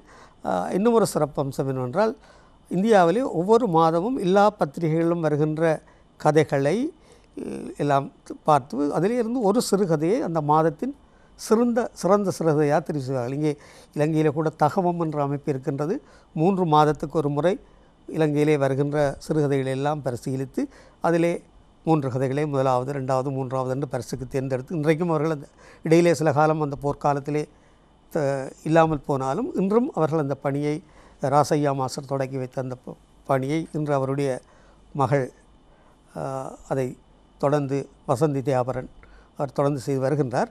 அந்த மாதிரி இந்தியாவிலே சென்னை இலக்கிய சிந்தனை என்ற அமைப்பு இப்படி ஒரு பரிசை கொடுத்து, இன்றைக்கு அந்த சிதம்பரம் என்ற அமைச்சர் இருக்கின்றார். அவர் தான் அதனுடைய இலக்கிய சிந்தனை அமைப்பினுடைய தலைவராக அந்த காலத்திலே செயல்பட்டவர். அவருடைய அந்த காலகட்டத்திலே அவர்கள் அந்த மாதம் மாதம் பரிசு வழங்குகின்ற இதிலே அடுத்த 2-3 மாதங்களுக்கு பிறகு தான் அந்த முடிவுகள் பெறும். தீபத்தை எடுத்த உடனே எனக்கு பெரிய ஆச்சரியமாக இருந்தது. அந்த மாதத்தில் இந்தியாவிலே வந்த சிறுகதைகள் அனைத்திலும் சிறந்த சிறுகதையாக என்னுடைய மீன் குஞ்சுகள் தெரிவு செய்யப்பட்டது. அந்த கதையின் தலைப்பு மீன் குஞ்சுகள். மீன் குஞ்சுகள் தெரிவு செய்யப்பட்டு அதற்கு பரிசு, அந்த காலத்திலேயே அது ஒரு சிறிய தொகையாக இருந்தாலும் அந்த காலத்திலே அது ஒரு பெரிய தொகை. என்னுடைய சம்பளத்துக்கு ஆரம்ப சம்பளமாக எடுக்கிற தொகைக்கு கிட்டியாக ஒரு தொகையாக இருந்தது. இந்திய மணியில் இலங்கை மணியாக மாற்றி பார்க்கிறது. அது மட்டும் இல்லை, நான் முதல் பெற்ற பரிசும் அதுதான். அதற்கு முதல் நான் எந்த போட்டிகளிலும் பரிசு பெற்றது கிடையாது. பாடசாலை காலத்திலும் இல்லை, பாடசாலை காலத்தில் பாடசாலை மட்டத்திலே பரிசு. நான் சொல்வது இலக்கிய உலகிலே அதற்கு முன்பு எந்த பரிசிலையும் நான் பெற்றது கிடையாது. அந்த வகையிலே எனக்கு அது ஒரு பெரிய உற்சாகத்தை கொடுத்தது மட்டுமில்லை, இலங்கையிலே ஒரு பிரசித்தத்தை கொடுத்தது. அதை அடுத்து காவலூர் ஜெகநாதன் என்னை பேட்டி கண்டு பத்திரிகையில் எழுதினார். பின்னர் என்னை பேட்டி காணாமலே என்னை முகம் தெரியாத அந்தனி ஜீவா அவர்கள் என்னை பற்றி என்னுடைய சில படைப்புகள்லாம் இப்போ வந்திருந்தது. அதை வச்சுக்கொண்டு அவர் ஒரு அருமையான கட்டுரை என்ற சிறிய கட்டுரையாக இருந்தாலும் எழுதினார். அது எனக்கு நிறைய அறிமுகங்களை கொடுத்தது, உற்சாகத்தையும் கொடுத்தது. பின்னர் கல்வி காலகட்டத்திலே கொஞ்சம் நெருக்கடி இருந்தாலும் பின்னர் என்னுடைய பணி பின்னர் படித்து முடிந்த பின்னர் கொஞ்சம் எழுத்துக்களே கூட ஆர்வம் செலுத்தக்கூடியதாக இருந்தது. இந்த வகையிலே ஆங்காங்கே பல கதைகள் எழுதினேன். என்னுடைய ஆரம்ப கதைகள் என்னுடைய பிறந்த மண்ணான வடமராட்சி பாரம்பரியத்திலே எழுதப்பட்டிருந்தது. வடமராட்சி சூழ்நிலைகள், அந்த என்னுடைய கிராமம், அந்த கிராமத்தை சூழ உள்ள உச்சிலம்மன் கோயில், முதலக்குழி முருகன் கோயில், மற்றது வெள்ளன் பிள்ளையார் கோவில், அந்த சூழல்கள், அந்த குளங்கள், அந்த கோவில் முன்னுள்ள ஆலமரங்கள், இதெல்லாம் என்னுடைய கதைகளிலே வந்த காட்சிகள். தொண்டமனாற்றின் தொடர்ச்சியாக வருகின்ற உப்புக்கடல் எங்களுடைய கிராமம் வரை வருகின்றது. அந்த உப்புக்கடல், அந்த ரோட் எல்லாம் என்னுடைய கதைகளிலே வருகின்றது. அந்த காலத்திலே எங்கள் ஊரில் இருந்த வண்டில்கள், நீர் இறைக்கும் முறைகள், துலாவு மூலம் இறைக்கும் முறைகள் எல்லாம் என்னுடைய ஆரம்பகால எங்களுடைய வடமராட்சி பாரம்பரியங்கள் தான் என்னுடைய முதல் ஆரம்ப கதைகள் எல்லாவற்றிலும் வந்தது. அவற்றை அடக்கிய சிறுகதை தான் என்னுடைய முதல் சிறுகதை தொகுதியான மீன் குஞ்சுகள் என்ற சிறுகதை தொகுதி. இந்த சிறுகதை தொகுதியை பற்றி கொடுக்கின்ற பொழுது இன்று சிறுகதைகள் எழுதுபவர்கள் மிக விரைவாகவே தொகுதிகளெல்லாம் கொண்டு வந்து விடுவார்கள். அன்றைய காலகட்டத்தில் அப்படி இருக்கவில்லை. இப்படியான கணினி வசதிகள் கூட இருக்கவில்லை. எல்லாம் அந்த அச்சு கோர்த்து செய்கின்ற பொழுது மிக சிரமம் இருக்கின்றது. அந்த வகையிலே நான் எழுத ஆரம்பித்து 18 வருடங்களுக்கு பின்னர் தான் என்னுடைய முதலாவது சிறுகதை வெளிவந்தது. அதாவது 76ஆம் ஆண்டு எனது முதல் சிறுகதை வந்தது. 94ஆம் ஆண்டு அடுத்த சிறுகதை தொகுதி இடையிலே சிறுகதைகள் வெளிக்கொண்டு வந்த நான். அந்த வகையிலே எனக்கு அந்த சிறுகதை தொகுதியை நான் சற்றும் எதிர்பாராத வகையிலே என்னை கேட்டு அந்த சிறுகதை வெளியிட்டவர் டொமினிக் ஜீவா. மல்லிகையிலே சில கதைகளை நான் எழுத ஆரம்பித்த பின்னர் அவருக்கு அந்த பிடித்து இருக்கின்றது. அவர் அப்போது யாழ்ப்பாணத்திலிருந்து இயங்கியவர். அந்த காலகட்டத்திலே அவர் என்னோட தொடர்பு கண்டு உங்களுடைய சிறுகதை தொகுதி ஒன்றை மல்லிகை பந்தலூடாக வெளியிடலாம் என்று நினைக்கின்றேன் என்று அழைத்து அந்த பிரதிகளையும் கொண்டு வர சொல்லி பார்வையிட்டு. ஆனால் நான் அந்த காலகட்டத்திலே நான் நியமனம் எனக்கு கிடைத்து வன்னிக்கு வந்துவிட்டேன். வன்னி பிரதேசத்திலே இருந்து கொண்டிருந்தபடியால் எனக்கு யாழ்ப்பாணத்திலே தொடர்பு கொஞ்சம் குறைந்து கொண்டு வந்தது. என்றால் யுத்த காலம், போக்குவரத்துக்கள் எல்லாம் குறைந்து வந்த காலம். அந்த நேரத்திலே என்னுடைய மனைவி யாழ்ப்பாணத்திலே இருந்தார், வடமராட்சியில் இருந்தார். அவர் தான் அந்த தொடர்பு கொண்டு எல்லாவற்றையும் அந்த பிரதிகளை தொடர்பு கொண்டு டொமினிக் ஜீவா அவர்களுடைய எல்லா தொடர்புகளையும் ஏற்படுத்தியிருந்தார். கையிலே தொகுதியை அடித்துக்கொண்டு டொமினிக் ஜீவா என்னுடைய மனைவியை போது ஆசிரியர் பயிற்சி கலாசாலையில் இருந்தால் கொண்டு போய் கொடுத்த பொழுது அவருக்கு என்னுடைய மனைவிக்கு அது பெரிய மகிழ்ச்சியாக இருந்தது. அந்த தொகுதியை என்னிடம் சேர்க்க வேண்டும் என்ற ஆர்வத்திலே அந்த வார இறுதியிலே அவர் வன்னிக்கே வந்து விட்டார். எனக்கு ஒவ்வொரு வாரம் வரக்கூடிய சூழ்நிலை எங்களுடைய மருத்துவ பணியிலே இருப்பதில்லை. பின்னாளிலே அது எனக்கு ஒரு பெரிய உற்சாகத்தை கொடுத்தது. பின்னர் மல்லிகை எனக்கு தொடர்ந்து நல்ல வாய்ப்புகளை கொடுத்தது. அதனால் தான் நான் மல்லிகை ஜீவாவை இன்றைக்கும் என்னுடைய இலக்கிய குருவாக சொல்லிக் கொண்டிருக்கிறீர்கள். அதே நேரத்தில் உங்களுடைய இந்த நூல்களுடைய பட்டியலை பார்க்கின்ற பொழுது அது சிறுகதைகள் மாத்திரமல்ல, அதில் குறுநாவல்கள் இருக்கின்றன. அதே நேரத்தில் உங்களுடைய மருத்துவத்துறை சார்ந்த பல நூல்களையும் நீங்கள் எழுதியிருக்கிறீர்கள். இதன் மீதான ஆர்வம் உங்களுக்கு எப்படி வந்தது? ஏன் மருத்துவத்துறை சார்ந்த நூல்களை நாம் எழுதினால் மக்கள் படிப்பார்கள் என்ற நம்பிக்கை பிறந்து அதன் மூலமாக எழுதினீர்களா, அல்லது ஒரு சமூகத்துக்கு ஏதேனும் ஒன்றை கொடுக்க வேண்டும் ஒரு எழுத்தாளனாக இதனையும் பொதுமக்கள் விழிப்புணர்வின்றி இருக்கிறார்கள் சுகாதாரத்துறை சார்ந்த விடயங்களில், வைத்தியத்துறை சார்ந்த விடயங்களில், எனவே அவ்வாறான விடயங்களை செய்ய வேண்டும் என்பதற்காக அவ்வாறான நூல்களை எழுதினீர்களா? ஆரம்பத்திலே அப்படியான நோக்கம் என்னிடம் இருந்தது என்று நான் போய் சொல்ல மாட்டேன். ஆனால் என்ன சொல்ல வருது என்றால், நான் முன்னர் சொன்ன மாதிரி எல்லாம் அப்படியே நடந்தது. என்னை அறியாமலே எனக்கு கூடாக நடந்த விடயங்களாக நான் இதை சொல்லலாம். முதல்ல நான் சிறுகதை எழுத்தாளனாக அறிமுகமாகி சுமார் 200க்கும் மேற்பட்ட சிறுகதைகளை எழுதியிருக்கின்றேன். அவற்றில் தேர்ந்தெடுத்த கதைகளை, சில கதைகள் இப்போது பார்த்தால் அது நானாக எழுதினேன், ஏன் எழுதினேன் என்று கூட யோசிக்கக்கூடிய கதைகளும் இருந்தது. எல்லா பிள்ளைகளும் ஒரு தாய்க்கு சமம் என்று சொல்வார்கள். ஆனால் நான் அப்படி இந்த சிறுகதைகளை பொறுத்தவரையிலே ஆரம்பத்திலே கூட சில நல்ல கதைகள் எழுதியிருக்கிறேன். ஆனால் இடையிடையே வந்த கதைகள் சிலதுகள் எல்லாம் மிக சாதாரண கதைகள். அப்படி உங்களை ஈர்த்த கதைகள் என்று எதை கூறுவீர்கள்? அல்லது இன்னும் பலரை ஈர்த்து உங்களை மெச்சி பேசியிருப்பார்கள் இல்லையா? குறிப்பாக பல கதைகளை சொல்லலாம். ஆனால் இந்த நேரம் அதற்குள்ளே பிரச்சனை இருக்கின்றது. ஆனால் ஆரம்பத்தில் எனக்கு நான் அந்த மீன் குஞ்சுகள் சிறுகதை எனக்கு மிக நல்லாக பிடித்தது. அது நான் எழுதிய ஒரு மீனவர் சமூகத்தை வைத்துக்கொண்டே அங்கே தான் எழுதினதும். ஆனால் மீன் குஞ்சுகள்ன்றது ஒரு கடலுக்குள்ளே மீன் குஞ்சுகளுடைய நிலைமை, மீன் குஞ்சுகள் தாங்கள் குஞ்சுகளாக இருக்கின்ற பொழுது பெரிய மீன்கள் வந்து தங்களை பிடித்து சாப்பிடுகின்றதே என்று சொல்லி கவலைப்படுகின்ற மீன் குஞ்சுகள் பின்னர் தாங்கள் பெரிய மீன்களாக வந்த பொழுது மீன் குஞ்சுகளை தான் பிடித்து சாப்பிடுகிறாள் என்ற ஒரு மைய கருத்தோடு மீனவர் சமுதாயத்திலே ஏற்பட்ட ஒரு 2 வகையான சமூகம் அங்கே இருக்கின்றது. கொஞ்சம் முதலாளிகள் வள்ளங்களை வைத்து இதண்டுகின்ற ஒரு பகுதியில், மற்றது வள்ளங்களிலே தொழில் புரிகின்ற மக்களுடைய அவல வாழ்வு, இவர்களுடைய மிக உயர்ந்த நிலையிலே உள்ள வாழ்வு. 2 அதையும் பொறுத்து விட்டீர்கள். ஒரே சாதியாக இருந்தாலும் சமூகமாக ஒரே தொழிலை புரிவர்களாக இருந்தாலும் அதிலே கூட 2 விதமான மக்கள் அங்கே இருந்தார்கள். அப்போ அந்த கீழே உள்ளவர்கள் எந்த அளவுக்கு கஷ்டப்படுகிறார்கள் என்பதை மைய கருத்தை வைத்துக்கொண்டும் அதிலே உள்ள கீழே உள்ள ஒருவருக்கு ஒரு திருமண வாய்ப்பின் மூலம் ஒரு சம்மாட்டியாருடைய மகளை திருமணம் செய்ய கிடைத்தபோது அவர் ஒரு முதலாளி வள்ளத்தினுடைய ஒரு உரிமையாளரான பிறகு அவரோடு வேலை செய்த ஒன்றாக வேலை செய்தவர்கள் கூட யோசிக்கிறார்கள், இவர் வந்துட்டார், இவன் வந்துட்டா இனி எங்களுக்கு அசைவே இல்லை என்று யோசித்த அந்த நேரத்திலே கடைசியாக பதில் அவரும் அதே ஃபீஸ் சம்பளம், அதே பேசிக் எல்லாம் அதே நிலைமையில். அதுதான் அந்த கதையின் மையக்கரு. எனக்கு ஆரம்பத்திலே பிடித்த நல்ல ஒரு கதை. பிறகு வடமராட்சி பாரம்பரியத்திலே எழுதிய பாதை மாறிய பந்தங்கள் என்ற சிறுத்திரன் என்ற சஞ்சிகையிலே நான் எழுதிய ஒரு சிறுகதை. அந்த சிறுகதையை பொறுத்தவரையிலே வடமராட்சி மக்களுடைய அந்த வாழ்க்கை முறைகளை நிறைய கொண்டு வந்திருக்கின்றன. முக்கியமாக அவர்களுடைய பனை சார்ந்த அந்த தொழில்கள், பனை சார்ந்த உற்பத்திகள், மற்றது அவர்களுடைய அந்த நெல்லெண்ணெய், யாழ்ப்பாணத்தில் ஒரு பிரபலமான இது நெல்லெண்ணெய். அந்த நெல்லெண்ணெய் முன்பெல்லாம் தலையிலேயே சுமந்து கொண்டு நெல்லெண்ணெய் போத்தலில் கொண்டு வந்து விற்கின்ற சிலமைகள் எல்லாம் இருக்கின்றது. அந்த அப்படி விற்கின்ற ஒரு ஆட்சியை வைத்துக்கொண்டு எள்ளுப்பாக கொண்டு, எங்களை பொறுத்தவரையிலே சிறுவர்களை பொறுத்த வரையிலே ஆட்சி எண்ணெய் கொண்டு வரதில்லை முக்கியம், வரும்பொழுது எள்ளுப்பாக கொண்டு வருவார். எள்ளுப்பாக வாங்கி அம்மா தருவார்ன்ற ஒரு ஆசையான எதிர்பார்ப்பெல்லாம் இருந்த காலகட்டம். அப்போ அந்த ஆட்சியின் ஊடாக அந்த கிராமத்தினுடைய ஒவ்வொரு குடும்பத்தையும் அவர் சந்தித்து வருகின்ற பொழுது அந்த கிராமத்தில் இருந்த மக்களுடைய அந்த வாழ்வு நிலையை கொண்டு வந்திருக்கிறேன். அதில் பாதை மாறிய பந்தங்கள் என்ற சிறுகதையை நான் குறிப்பிடலாம். பின்னர் இப்படி எழுதி கொண்டு வருகின்ற பொழுது இந்த வடமராட்சி பாரம்பரியத்திலே முன்னுக்கு வந்த சில கதைகள் தான் இந்த மீன் குஞ்சுகள் சிறுகதை தொகுதியில் வந்தது. அதற்கு பின்னர் என்னுடைய கதைகளுடைய அந்த தாற்பயம் வன்னி மண்ணோடு பிணைந்து விட்டோம். வன்னி மண்ணிலே வாழத் தொடங்கிய பின் மிகவும் கஷ்டப்பட்ட ஒரு வாழ்வில்லை. நாங்கள் யாழ்ப்பாணத்திலே நாங்கள் அது தொடர்பாக பேசலாம். ஞாபகம் வருது நிகழ்ச்சியில் எழுத்தாளர் டாக்டர் சானா முருகானந்தரோடு நாங்கள் பேசிக்கொண்டிருக்கிறோம். அவருடைய வாழ்வியலோடு தொடர்பட்டு அவர் எவ்வாறு கதைகளை குறுநாவல்களை கவிதைகளை படைத்தார் என்பது பற்றியும், அதே நேரத்தில் அவருடைய வைத்தியத்துறை சார்ந்து எவ்வாறான படைப்புகள் வெளிவந்திருக்கின்றன என்பது பற்றியும் பல நினைவுகளை எங்களோடு அவர் பகிர்ந்து கொண்டிருக்கிறார்.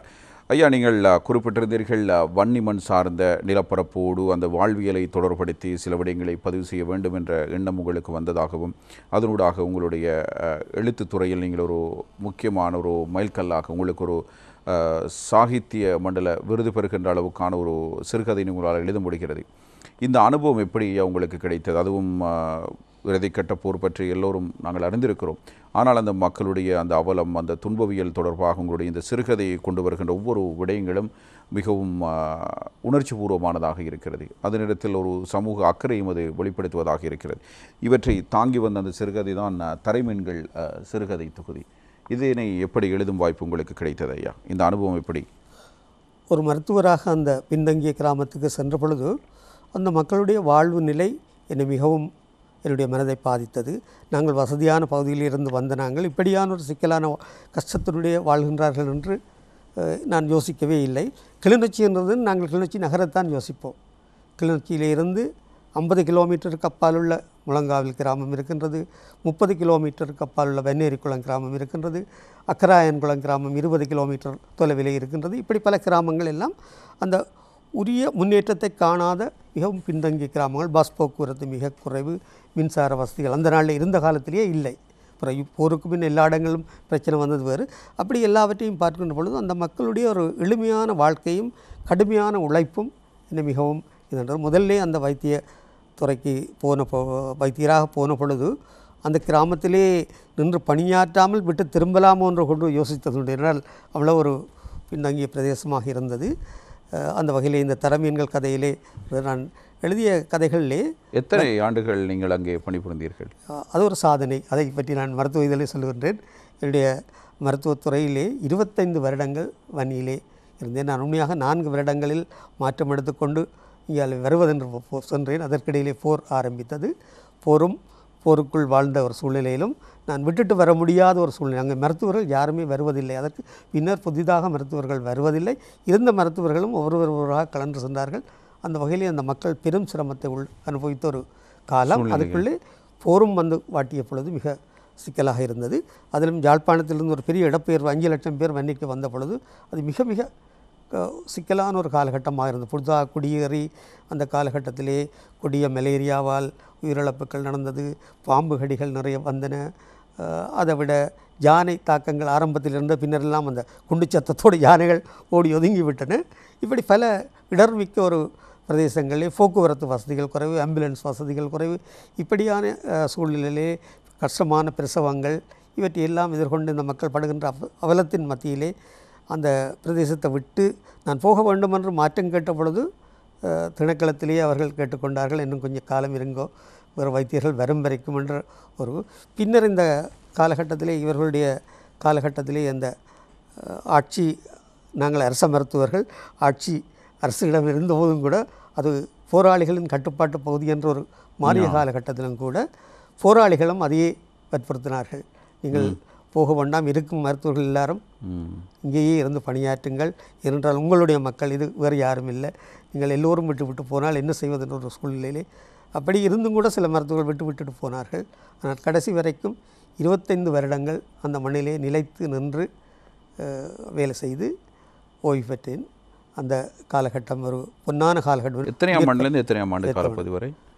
1982 தொடக்கம் 2007 வரைக்குமான காலகட்டம். அந்த காலகட்டத்திலே மக்களுடைய அவலங்கள், அங்கே அவர்கள் சந்தித்த பிரச்சனைகள், இவை எல்லாவற்றும் படிப்படியாக போருக்குள்ளே சிக்கிக்கொள்ள வேண்டிய ஒரு சூழ்நிலைக்கு நாங்கள் கால ஓட்டத்திலே வந்தோம். முதல் இராணுவ கட்டுப்பாட்டில் சில காலம், பிறகு போராளிகளின் கட்டுப்பாட்டில் கொஞ்ச காலம் என்று அந்த மாறி மாறி இருந்த ஒரு காலகட்டம் இருந்தது. ஒவ்வொரு பிரதேசம் மாறி மாறி போகும். உண்மையாகவே அரசுக்கிடம் சம்பளம் வாங்குகின்ற அரச மருத்துவர்கள் அதே நேரத்தில் போராளிகளின் கட்டுப்பாட்டுக்குள் இருந்து அவர்களுடைய வேண்டுகோளை நிறைவேற்ற வேண்டியவர்களாகவும் இருந்தோம். அந்த காலகட்டத்திலே மக்கள் பட்ட அவலங்கள் மிக மிக கொடுமையான. அந்த வகையிலே தரமீன்கள் தகுதியிலே வருகின்ற கதைகளிலே நான் முதல் பணியாற்ற கிளிநொச்சி மாவட்டத்திலே நான் 6-7 வைத்தியசாலையில் மாறி மாறி பணியாற்றி இருக்கின்றேன். இன்னும் முதல் நான் பணியாற்ற சென்ற இடம் வெண்ணேரிக்குளம். வன்னேரி குளத்தை பார்க்கின்ற பொழுது எனக்கு மிகவும் வேதனையாக இருந்தது. ஆனால் இயற்கை அழகு பொங்கிய ஒரு அழகிய விவசாய கிராமம், கடும் உழைப்பாளிகள் நிறைந்த கிராமம். ஆனால் அந்த மக்கள் அந்த நேரத்திலே மதுவுக்கு அடிமையாகி இருந்தார்கள் நிறைய பேர். அதனாலே அந்த கிராமம் முன்னேற முடியாத ஒரு சூழ்நிலை இருந்தது. அதிலே நான் வெண்ணேரி பொன்னேரி ஆகிறது என்ற ஒரு கதையை எழுதினேன்.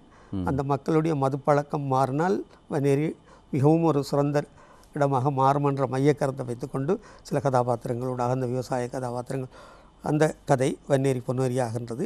பின்னர் வன்னி மண் வாழ்விலே நாங்கள் சந்தித்த சில அங்கே வேட்டையாடுதல், வேட்டைக்கு போதல், அப்படியான சில தொழில்கள் மூலம் அவர்கள் இறைச்சிகள், தடை செய்யப்பட்ட அந்த மான்மர இறைச்சிகள் எல்லாம் அங்கே வாங்கக்கூடியதாக இருக்கும். அவர்கள் காட்டுக்கு சென்று வேட்டையாடி கொண்டு வருகிறார்கள். இது தொலைதூர கிராமங்களாக இருந்தபடியாக கொஞ்சம் போலீஸ் கடுபிடிகளும் குறைவாக இருந்தது அந்த போலீஸ் இருந்த காலத்திலே. அப்போதெல்லாம் அந்த வேட்டையை மையமாக கொண்டு நான் எழுதிய கதை உண்டு. இதிலே கடைசி கதை இந்த தரமீன்கள் தொகுதியிலே தாத்தா சுட்டமான் என்ற அந்த கதை. தாத்தா சுட்டமான் என்ற ஒரு கதை.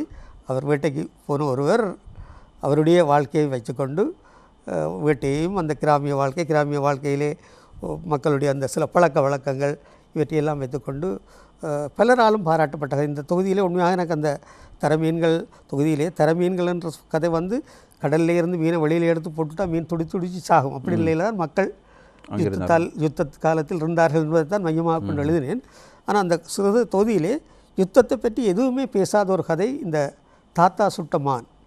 இந்த தாத்தா சுட்டமான் கதை எனக்கு மிகவும் பிடித்த ஒரு, நீங்கள் ஆரம்பத்திலே கேட்ட கேள்விக்கும் பல கதைகள் இருந்தாலும் எனக்கு என்னுடைய வாழ்க்கையில் முதலாவது உங்களுடைய சிறந்த கதை எதுன்னு கேட்டால் தாத்தா சுட்டமானை நீங்கள் கூறுவேன்.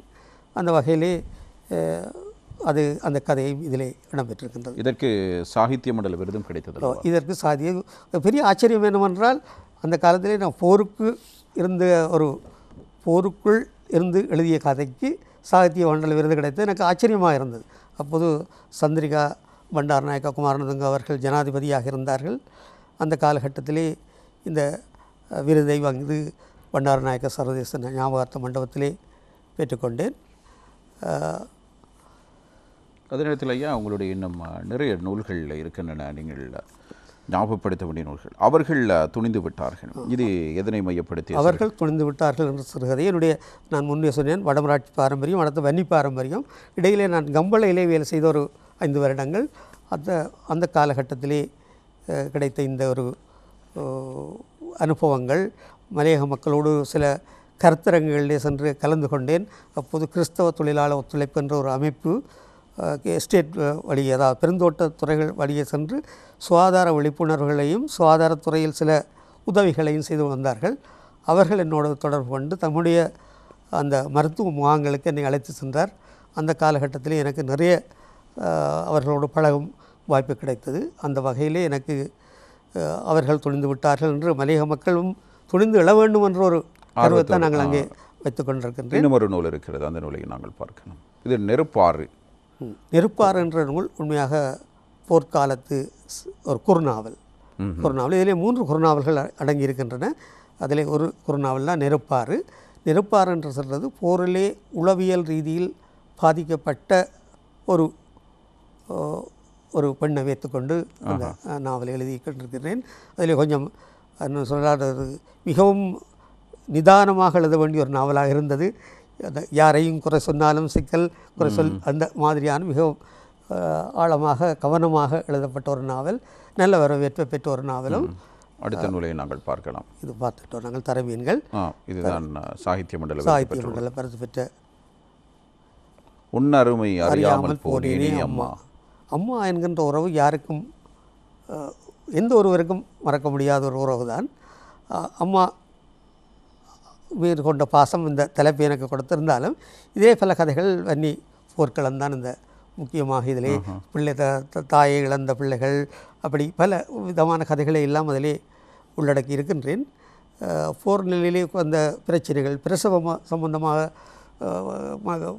அந்த கர்ப்பிணிகள் பட்ட பிரச்சனைகள், தாய்மார் பட்ட பிரச்சனைகள், இதையெல்லாம் இந்த நூலிலே கொண்டு வந்திருக்கிறேன். உண்மையாக ஒரு சம்பவம், ஒரு தடவை ஒரு கர்ப்பிணியை கொண்டு வந்து கொண்டிருந்தார்கள். டிராக்டரில் கொண்டு வந்து சரியான அடமழை, டிராக்டர் புதைந்து விட்டது, இங்கே கொண்டு வர வழி இல்லை.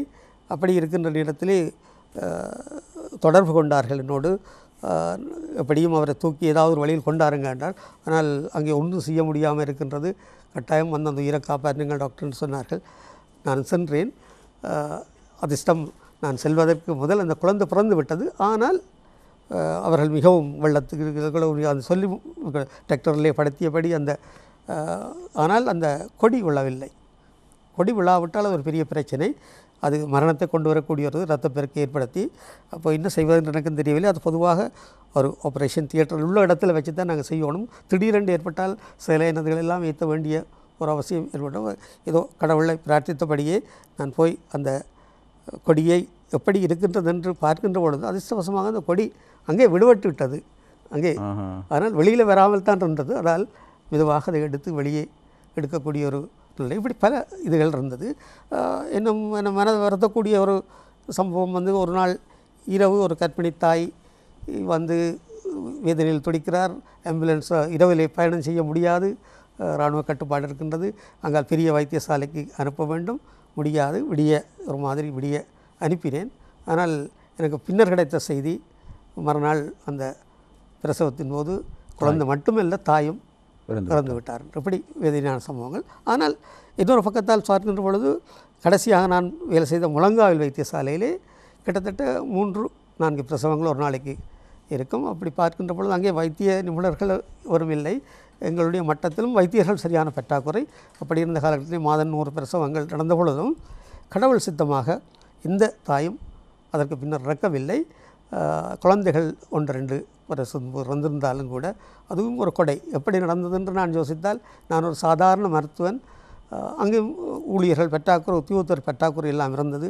ஆனால் சிறந்த மருத்துவ மாதர்கள் 3 பேர் என்னோடு அங்கே பணியாற்றினார்கள். அந்த பெயர்களை கூட என்னால் கமலா, சுமதி, ஜெகதாம்பாள் என்ற 3 பெண்கள், இதனால் இந்த பெயர்களை குறிப்பிட வேண்டியிருக்கின்றன என்றால் உண்மையாக அர்ப்பணிப்போடு அந்த அவர்கள் செயற்பட்டார்கள்.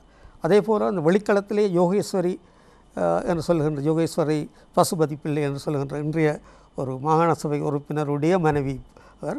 அந்த காலகட்டத்திலே அவராற்றிய பணி, வெளிக்களத்திலே நோய் தடுப்பு பிரிவிலே அவராற்றிய பணியும் மகத்தானது. அவருக்கு சந்திரிகா பண்டாரநாயகா அவர்கள் இருந்த காலகட்டத்திலே சிறந்த பெண்மணிக்கான விருது வழங்கப்பட்டது. அப்போது நாங்கள் தான் அதை சிபார்சு செய்து அனுப்பினோம், எங்களுடைய திணைக்களத்தின் ஊடாக சிபார்சு செய்து அனுப்பினோம்.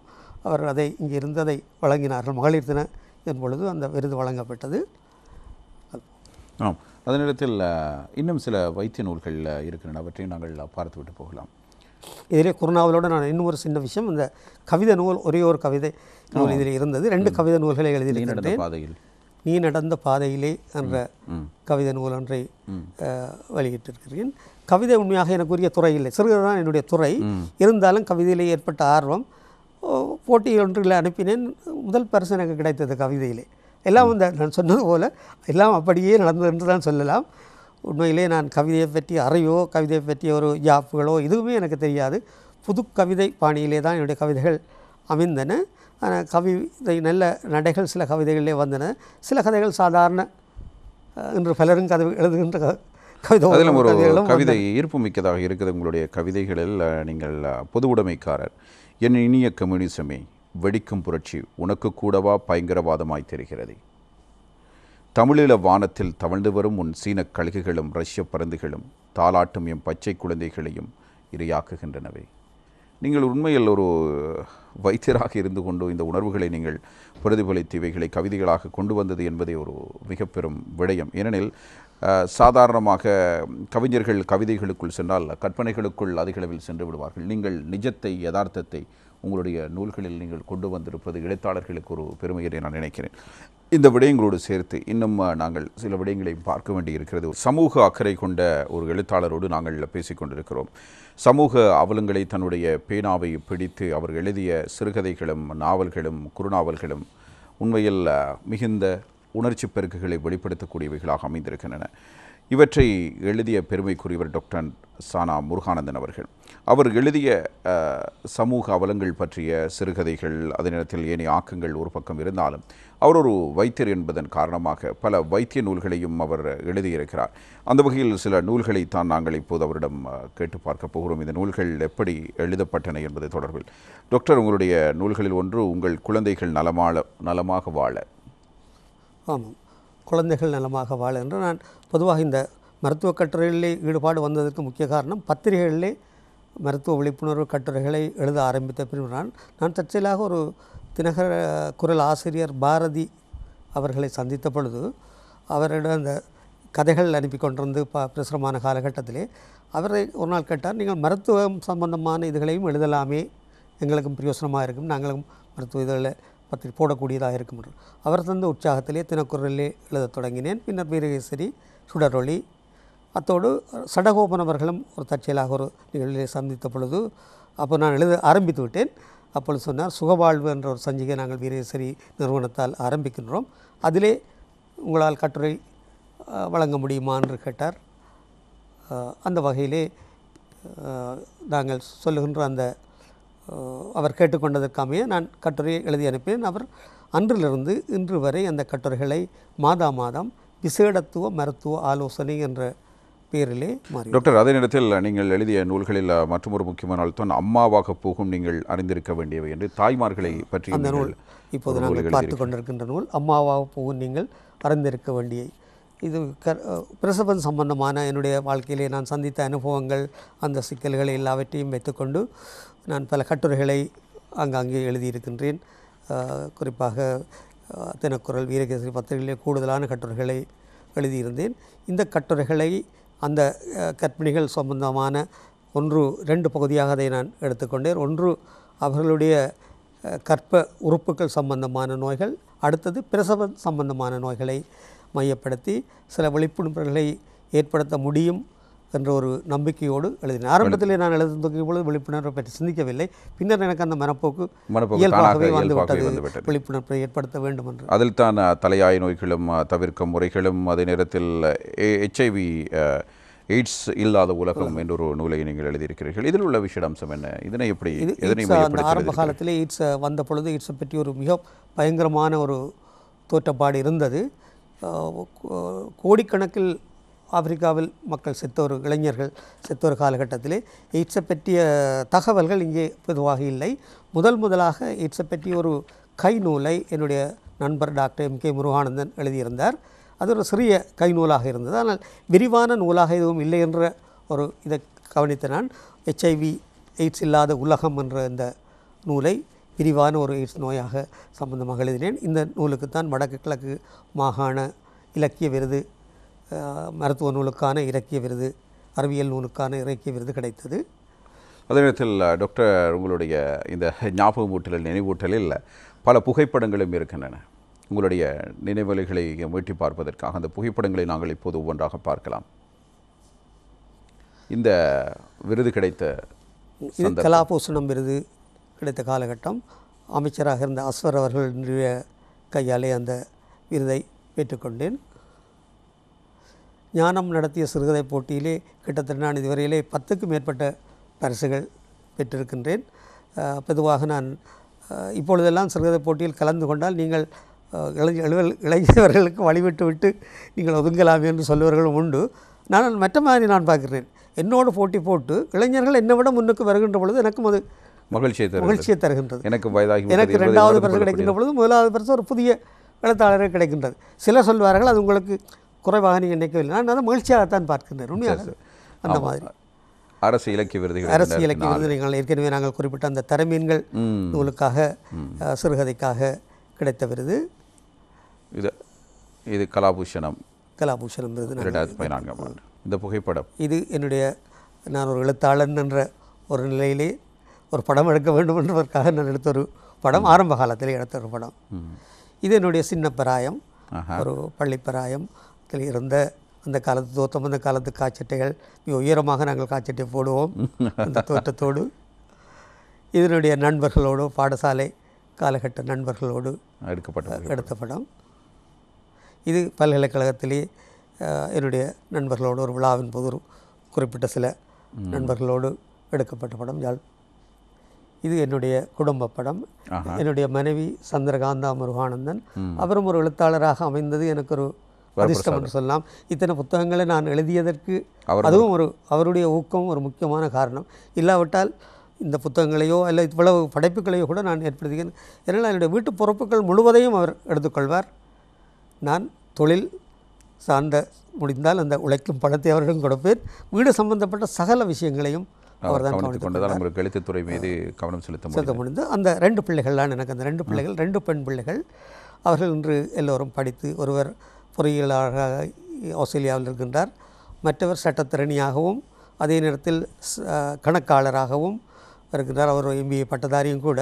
அவர் இலங்கையிலே இருந்து கொண்டு தற்போது பணியாற்றி கொண்டிருக்கின்றார். இந்த புகைப்படம் இது என்னுடைய குடும்ப திரைப்படம். அம்மா அப்பாவோடு நாங்கள் என்னுடைய சகோதரர்கள் எடுத்த படம். இது கடைசி தங்கச்சி அப்போ பிறக்கவில்லை என்று நினைக்கின்றேன். அப்போது என்னுடைய ஆட்சியும் அங்காலே இருக்கின்றார், அப்பாவுடைய அம்மா. மற்ற அம்மா அப்பா 2 பேர், அப்பா ஷண்முகம், அம்மா ராசம்மா. இவர்கள் என்னுடைய தெய்வங்களை போன்றவர்கள். அதை நான் என்றும் மறக்க முடியாது. 2 பேரும் இப்போது இல்லை. இது உங்களுடைய திருமண புகைப்படம். இது என்னுடைய திருமணத்தின் பொழுது எடுத்த திருமண பதிவின் போது எடுத்த படம். இது என்னுடைய 60வது ஆண்டு பூர்த்தியின் பொழுது எடுத்த ஒரு படம். இது விருது பெற்ற படங்களை பார்க்கின்ற பொழுது இது கிளிநொச்சி மாவட்டத்திலே நான் பணியாற்றி விட்டு ஓய்வு பெற்று வந்து 7 வருடங்களின் பின்னர் அவர்கள் அங்கே என்னை அழைத்து, அங்கே செயலகம் ஊடாக அழைத்து உயர் கரைகளில் விருது என்று சொல்லி அவர்களுடைய கலை பண்பாட்டு விழாவிலே வழங்கினார்கள். அவர்கள் வருடம் ஒரு மிக சிறந்த எழுத்தாளர்களுக்கு கொடுக்கின்ற விருது. இது முன்னர் செங்கையாளியான், தாமரை செல்வி கிடைத்து, இப்போது பின்ற பிறகு எனக்கு இந்த விருது வழங்கியிருந்தார்கள். இது என்னுடைய நான் பிறந்த மண் கரவட்டி பிரதேச சபையினர் எனக்கு கலைஞான பாரதி என்ற பட்டத்தையும் விருதையும் அளித்து கௌரவித்த பொழுது எடுத்த படம்.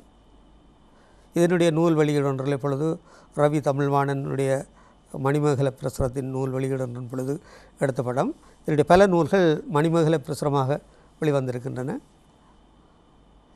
இது இந்து மாமன்றத்தின் அகில இலங்கை இந்து மாமன்றத்தின் தலைவராக இருந்த அமரர் கைலாயப்பிள்ளை அவர்கள் என்னுடைய முதியோர் இல்லத்துக்கு, நான் உண்மையாக என்னுடைய சமூக பணியை பற்றி கதைக்க வாய்ப்பு கிடைக்கவில்லை. வன்னியிலே இருந்த பொழுது வடக்கு கிழக்கு அபிவிருத்தி புனர்வாழ்வு நிறுவன தலைவராக இருந்தேன்.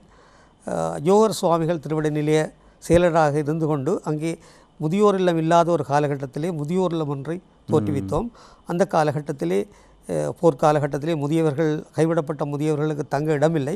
அந்த நேரத்திலே நாங்கள் முதல் கீட்டு கொட்டகையில் தான் இந்த முதியோர் இல்லத்தை அமைத்து ஆரம்பித்து மிகவும் உன்னதமாக அதை உயர்த்தி கொண்டோம். பல உதவிகளை பெற்றுக்கொண்டோம். அந்த வகையிலே இந்து மாமன்றம், அகில இலங்கை இந்து மாமன்றம் எங்களுக்கு அவர் இந்த உணவுக்குரிய செலவு, அதான் முக்கியமான செலவு, அதை தொடர்ச்சியாக நான் அந்த யுத்த காலத்திலே அந்த இடர் ஏற்பட்டு அந்த இல்லம் ஷிஃப்ட் பண்ணப்படும் வரைக்கும் அவர்கள் தொடர்ந்து செய்த அந்த மகத்தான அந்த மகானை நான் மறக்க முடியாது. நான் மருத்துவராக இருக்கின்ற ஒரு படம். இது வாழ்நாள் சாதனையாளர் என்ற ஒரு விருதை கல்வி அமைச்சு எனக்கு வழங்கியது. முக்கியமாக என்னுடைய மருத்துவ விழிப்புணர்வு நூல்களை கருத்தில் கொண்டு வழங்கினார்கள். அமைச்சர் ராதாகிருஷ்ணன் அவர்களிடமிருந்து அந்த விருதை பெற்றுக்கொண்டேன். இந்த விருது சந்திரிகா பண்டாரக அம்மையார் அவர்களுடைய கரங்களாலே அந்த தரை மீன்கள் சிறுகதை தொகுதிக்காக சிறந்த சிறுகதை நூலுக்கான விருதை, சாகித்ய விருதை பெற்றுக்கொண்ட போது எடுத்த படம். ஞானம் பரிசளிப்பு விழா ஒன்றிலே, ஞானத்திலே பல பரிசுகள் பெற்றிருக்கிறேன், பரிசளிப்பு விழா ஒன்றிலே பரிசு பெற்ற போது எடுத்த படம். இது உங்களுடைய வாழ்க்கையில் எடுக்கப்பட்ட மிக முக்கியமான சில புகைப்படங்களை நாங்கள் பார்த்திருந்தோம். அந்த வகையில் உங்களுடைய இத்தனை தூர இந்த வாழ்க்கை அனுபவத்தில் மறக்க முடியாத நிகழ்வுகள் ஏதேனும் என்று நீங்கள் நினைக்கின்ற விடயங்கள் இருக்கிறதா? வாழ்க்கையிலே பல விடயங்கள் மறக்க முடியாது இருக்கின்றது, சில விடயங்கள் மறக்கப்பட வேண்டிய விஷயங்களாகவும் இருக்கின்றது. அப்புறமாக அந்த எங்களுடைய வாழ்க்கையை பற்றி சிந்திக்கின்ற பொழுது முதல் சிந்தனை வருகின்றது எங்களுடைய ஃபேமிலி லைஃப் என்ற பொழுது ஒரு காதல் என்ற உணர்வு. அதை பற்றி நாங்கள் அந்த பருவத்திலே ஏற்படாதவர்கள் எவருமே இல்லை என்று சொல்லலாம். சிலருக்கு அந்த காதலை அப்பா செல்ல முடியாமல் போனாலும் அந்த உணர்வு ஏற்பட்ட அந்த வகையிலே என்னை பொறுத்தவரையிலே காதல் உணர்வு ஒரு கால் ஏற்பட்டது பல்கலைக்கழகத்திலே. ஆனால் அது அந்த மொட்டாக விருந்து மலர்வதற்கு முன்பே கூட அது எதிர்பக்கத்திலே அந்த இது இல்லை என்ற ஒரு நிலைப்பாட்டிலே நான் ஒதுங்கி கொண்டேன். ஆனால் இன்று வரைக்கும் அந்த நினைவுகளும் என்னோடு இருக்கின்றது மட்டுமல்ல, இன்று வரைக்கும் நாங்கள் சிநேகிதர்களாக இருக்கின்றோம். அடுத்தாக என்னுடைய மனைவியினுடைய திருமணத்தை பற்றி நான் சொல்ல வேண்டும் என்றால், முதல்ல ஊரிலே எனக்கு திருமணம் பேசிய பொழுது நான் ஊருக்குள் திருமணம் செய்வதில்லை என்றே மறுத்துவிட்டு எங்கேயாவது வெளியிலே தான் பாருங்கள், சொந்தம் இல்லாமல் பாருங்கள் என்று சொல்லி கொண்டிருந்த காலகட்டத்திலே ஒரு தடவை நான் நடந்து வந்து கொண்டிருந்த பொழுது சைக்கிளால் வேகமாக சைக்கிளிலே வந்த பெண் ஒன்று என்னுடைய மோதி விழுந்து விட்டார். நானும் கொஞ்சம் அந்த காலத்தில் ஒழுங்குகள் வேலிகள் உள்ளிடம் தானே எங்களுடைய கிராமம். அப்படி பார்த்தால் அந்த தட்டி எழுப்பி அவன் கையை பிடிச்சி எழுப்பினால் அவன் என்னுடைய வச்சாள். நான் பார்த்தேன், அன்றைக்கு தான் நான் பார்த்தேன். அவர் கொஞ்சம் சின்ன பிள்ளையாக பார்த்த ஞாபகம். நீண்ட காலத்துக்கு பிறகு ஒரு பருவ பெண்ணாக என்று பார்த்தபோது ஒரு மகிழ்ச்சியாக ஒரு வித்தியாக எங்கள் ஊரிலும் இப்படி ஒரு பிள்ளை இருக்கிறது ஏதோ என்னை அறியாமல் அப்படி ஒரு உணர்வு ஏற்பட்டது. இரண்டாவது அந்த அது காதல் என்று நான் சொல்ல முடியாவிட்டால் உண்மையாக அந்த காதல் வந்தது பண்ணால் எங்களுடைய திருமணத்துக்கு முன்னர். இப்போது நாங்கள் உண்மையாக முதுமையிலும் ஒரு சிறந்த காதல்களாக இருக்கின்றோம். அதற்கு பின்னர் நான் சற்றும் அதில் வந்த எல்லாம் அப்படியே தான் நடக்கின்ற போல சற்றும் எதிர்பாராத வகையில் அதே பெண்ணை திருமணம் பேசி எனக்கு வருகிறார்கள். முழு மகிழ்ச்சியோடு நான் அதை ஏற்றுக்கொண்டேன். அவவும் அந்த பூர்ண சமூகத்தோடு ஏற்றுக்கொண்டு பின்னாளில் அவர் ஆசிரியராக இருந்தார். முதல்ல அவர் வடமராட்சியில் இருந்தாலும் யுத்தம் வெடித்து வடமராட்சியிலே அந்த லிபரேஷன் ஆப்ரேஷன் முடிந்த பிறகு அவவும் வன்னிக்கு இடம்பெயர்ந்து என்னோடு 17 வருடங்கள் வன்னியிலே வாழ்ந்து அந்த மக்களோடு மக்களாக கஷ்டத்தை அனுபவித்தவர். அவர் ஒரு வசதியான குடும்பத்தில் பிறந்தவர். பெற்றோர் இருவரும் ஆசிரியர்கள் மட்டுமில்லை, ஒரே ஒரு பெண் குழந்தை, மிகவும் சொத்து பத்துக்கு உரியவராக இருந்தவர். அப்படி இருந்தும் என்னோடு வந்து கஷ்டமான ஒரு சூழ்நிலையிலே வந்து அங்கே வன்னியிலே இருந்து பணியாற்றி சிறந்த ஒரு ஆசிரியராக இருந்து அந்த பாடசாலையிலே எல்லாம் 40 வருடங்களாக புலமை பரிசில் பரீட்சை இவருமே சித்தியடையாத ஒரு பாடசாலையிலே முதலாக சித்தியடைய வைத்த ஒரு பெருமையை கொண்டவர். அவர் ஒரு வர்த்தக ஆசிரியராக இருந்த பொழுதும் ஆரம்ப கல்வியிலே மிக அக்கறை கொண்டு தட்டி கொடுத்து அதையெல்லாம் இருந்தார். முக்கியமாக என்னுடைய வாழ்க்கையிலே மறக்க முடியாத உறவாக அம்மாவுக்கு பிறகு நான் குறிப்பிட்டு சொல்ல பெற்றோருக்கு பிறகு அப்பாவுக்கு பிறகு குறிப்பிட்டு சொல்லக்கூடிய என்னுடைய மனைவியினுடைய உறவு, அது அந்த உறவை நான் இன்றைக்கும் எதற்கும் ஒப்பிட முடியாத அளவுக்கு என்னென்னா நீண்ட காலம் நாங்கள் அந்த வாழ்வு அம்மாவோடு அப்பாவோடு இருந்த காலத்தை விட நீண்ட காலம் இந்த மற்றது எங்களுக்கென்ற ஒரு குடும்பம் என்று நாங்கள் யோசிக்கின்றது எங்களோட இந்த பிள்ளைகள் வளர்ப்பு மட்டுமில்லை, கொழும்பிலே ஒரு வீட்டை கட்டுகிற அளவுக்கு கூட தைரியம் பணம்தான் என்ன உழைச்சி கொடுக்க முடிந்தது எல்லாம் அவ்வாவே முன்னின்று செய்தார் என்று கொழும்பிலே அந்த வீட்டை அமைத்தது. அப்படி ஒரு செயல் திறன்மிக்க ஒரு மனைவி கிடைத்தது. ஆனால் இன்று எழுத்துத்துறையை பொறுத்தவரையிலே அவர் ஒரு பெண்ணிய எழுத்தாளராக 4 நூல்கள் வெளியிட்டிருக்கிறார். 2 பெண்ணிய நூல்களும் அனிஷியாவின் கரடி பொம்மை என்ற ஒரு சிறுகதை தொகுதியும் அது விருது பெற்ற வட மாகாண விருது பெற்றது. ஞாபகங்கள் வருகின்ற பொழுது சின்ன வயதிலே நான் சோக்ரட்டிஸ் நாடகம் நடித்து பெற்ற பரிசு விக்னேஸ்வரா கல்லூரியில் இருந்த பொழுது நான் தோற்றத்திலே மிக சிறியவனாக அந்த காலத்திலிருந்து என்னை எலி எலி என்று தான் எல்லாரும் கூப்பிடுவார்கள். அந்த காலகட்டத்திலே சோக்ரட்டிஸ் நாடகத்தில் நடித்து அதிலே அந்த நாடக போட்டியிலே நடந்த பொழுது வீரபாண்டிய கட்டபொம்மன், சங்கிலியன் போன்ற நாடகங்கள் எல்லாம் போட்டிக்கு நின்ற நாடகங்கள். அவர் பெரிய வகுப்பு மாணவர்கள், நாங்கள் 8ஆம் வகுப்பு கீழ்ப்பட்ட மாணவர்களாக இருந்த பொழுதும் அவர்களுடைய நாடகத்தை பார்த்த பொழுது எனக்கு எங்களுடைய நாடகம் ஒரு சின்ன நாடகமாக இருந்தது. ஆனால் மிகவும் ஆவேசமாக அந்த சங்கிலியன் வசனத்தை பேசிய ஒரு மாணவன் என்னும் ஞாபகம் இருக்கின்றது. அதே போல் வீரபாண்டிய கட்டபொம்மன் வசனத்தை சிவாஜி கேட்ட காதாலங்களுக்கு அது ஏதோ அந்தளவுக்கு இல்லாட்டிலும் அவரும் மிக சிறப்பாக செய்திருந்தார். அதனால் அந்த நாடகங்களுக்குரிய பரிசு மற்ற நாடகங்கள் வேறு நாடகங்களுக்கு போனாலும் சிறந்த நடிகருக்கான விருது என்னுடைய சோக்ரட்டிஸ் பாத்திரத்துக்கு கிடைத்த பிறகு எனக்கு கல்லூரியில் சோக்ரட்டிஸ் என்ற பெயர் வந்துவிட்டது. எலி என்ற பெயர் மறந்து சோக்ரட்டிஸ் என்றே எல்லாரும் ஆசிரியர்களோட சோக்ரட்டிஸ் என்று அழைக்கின்ற ஒரு இது, அதெல்லாம் ஒரு உற்சாகமான காலகட்டம். ஆனால் நாடகத்துறையிலே பிறகு நான் தொடர்ந்து அந்த ஈடுபடாமல் என்னுடைய வைத்தியத்துறை இங்கே வந்ததும் அது ஒரு காரணமாக இருக்கலாம். சரி டாக்டர், நீங்கள் நீண்ட நேரமாக உங்களுடைய வாழ்க்கை அனுபவங்களையும் அதே நேரத்தில் நினைவுகூட்டல்களையும் நீங்கள் எங்களுக்கு வழங்கியிருக்கிறீர்கள். உங்களுடைய படைப்புகள் ஒவ்வொன்றும் சமூகத்துக்கும் அதே நேரத்தில் நாட்டுக்கும் பயனுள்ளதாக இருக்கின்றது என்பதை நாங்கள் நினைவூட்டிக் கொள்ள விரும்புகிறோம். உங்களுடைய சிறுகதைகளாக இருந்தாலும், குறுநாவல்களாக இருந்தாலும், கவிதை தொகுதிகளாக இருந்தாலும், மருத்துவத்துறை சார்ந்து நீங்கள் எழுதியிருக்கிற நூல்களாக இருந்தாலும், இவற்றை தாண்டி நீங்கள் அறிவியல் சார்ந்து படித்திருக்கின்ற படிப்புகளாக இருந்தாலும் இவை அனைத்தும் ஏதேனும் ஒரு வகையில் மக்களுக்கு பிரயோசனம் உள்ளதாக இருக்கிறது. சாதாரணமாக கதைகளை கற்பனையில் கொண்டு வராமல் நீங்கள் நிஜ கதாபாத்திரங்களினூடாக வடித்திருப்பதானது இந்த கதைகள் நீடித்து வாழ்வதற்கும் அதே நேரத்தில் எந்த சமூகத்தை பிரதித்துவப்படுத்தி மையப்படுத்தின இந்த கதைகளை நீங்கள் எழுதியிருக்கிறீர்களோ அந்த சமூகம் உயிர் வாழ்வதற்கும் அந்த சமூகத்தினுடைய அவலத்தை எதிர்கால தலைமுறை தெரிந்து கொள்வதற்கும் அது ஒரு மிகப்பெரிய வாய்ப்பாக அமையும். எனவே உங்களுடைய இலக்கியத்துறை அல்லது இந்த படிப்புத்துறை பயணம் தொடர்ந்தும் இருக்க வேண்டும் என்று நாங்கள் எல்லாம் வல்ல இறைவனை பிரார்த்தித்துக் கொண்டு இந்த நிகழ்ச்சியில் இணைந்து கொண்டமைக்காக உங்களுக்கு எமது மனமார்ந்த நன்றிகளை நாங்கள் தெரிவித்துக் கொள்கிறோம். டாக்டர், நன்றி, வணக்கம்.